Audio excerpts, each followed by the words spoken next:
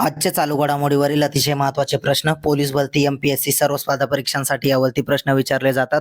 अतिशय कमी वेळामध्ये आपण हे प्रश्न घेत असतो, त्यामुळे व्हिडिओ शेवटपर्यंत पहा व आपल्या चॅनलला सबस्क्राईब करा आणि व्हिडिओला लाईक करा. तर चला वेळ न घालवता आजचा पहिला प्रश्न पाहूया. 2029च्या जागतिक पोलीस आणि अग्निशमन खेळांचे आयोजन कोणत्या देशाने केले आहे?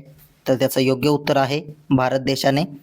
प्रश्न 2, 2025ची क्वाड परराष्ट्र मंत्र्यांची बैठक कुठे होणार आहे? तर त्याचं उत्तर आहे वॉशिंग्टन DC इथे. प्रश्न 3, बांगलादेशात नवीन बांगलादेश दिन कधी साजरा करण्याची घोषणा करण्यात आली? तर त्याचं उत्तर आहे 8 ऑगस्ट. प्रश्न 4 पाहूया. नक्षत्र नावाच्या उच्च कार्यक्षमता असलेल्या संगणकीय सुविधेचे उद्घाटन कुठे झाले? तर त्याचं उत्तर आहे पुणे इथे. प्रश्न 5, केंद्रीय मंत्री गजेंद्र सिंह शेखावत यांनी अखंड गोदावरी पर्यटन प्रकल्पाची पायाभरणी कुठे केली? तर त्याचं उत्तर आहे आंध्र प्रदेश राज्यामध्ये. प्रश्न 6, सागरी क्षेत्रातील भारतातील पहिली नॉन बँकिंग वित्तीय कंपनी NBFC कोणती कंपनी बनली आहे? तर त्याचं उत्तर आहे सागरमाला फायनान्स कॉर्पोरेशन लिमिटेड. प्रश्न 7 पाहूया. 30 अब्ज डॉलरचे मूल्यांकन ओलांडणारा पहिला भारतीय ब्रँड कोणता बनला आहे? तर त्याचं उत्तर आहे टाटा ग्रुप. प्रश्न 8, कोणत्या समुदायाने नवीन वर्ष आषाढी बीज म्हणून साजरे केले आहे? तर त्याचं उत्तर आहे कच्छी समाज.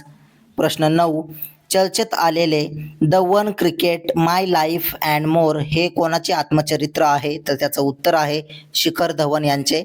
प्रश्न 10, अलीकडेच आयोजित भारतीय संवर्धन परिषद ICCON 2025 कुठे आहे? तर त्याचं उत्तर आहे भारतीय वन्यजीव संस्था देहरादून इथे. प्रश्न 11 पाहूया. आंतरराष्ट्रीय नाविक दिन 2025 अलीकडे कधी साजरा करण्यात आला? तर त्याचं उत्तर आहे 25 जूनला. प्रश्न 12, इन्फो त्यांचा पहिला परदेशी नॅनो खत प्रकल्प कुठे उभारत आहे? तर त्याचं उत्तर आहे ब्राझील इथे. प्रश्न 13, आशियाई स्क्वॅश डबल चॅम्पियनशिप 2025 मध्ये कोणत्या जोडीने महिला दुहेरीचे विजेतेपद जिंकले? तर त्याचं उत्तर आहे अनाहत सिंह आणि जोशना चिनप्पा. प्रश्न 14 पाहूया.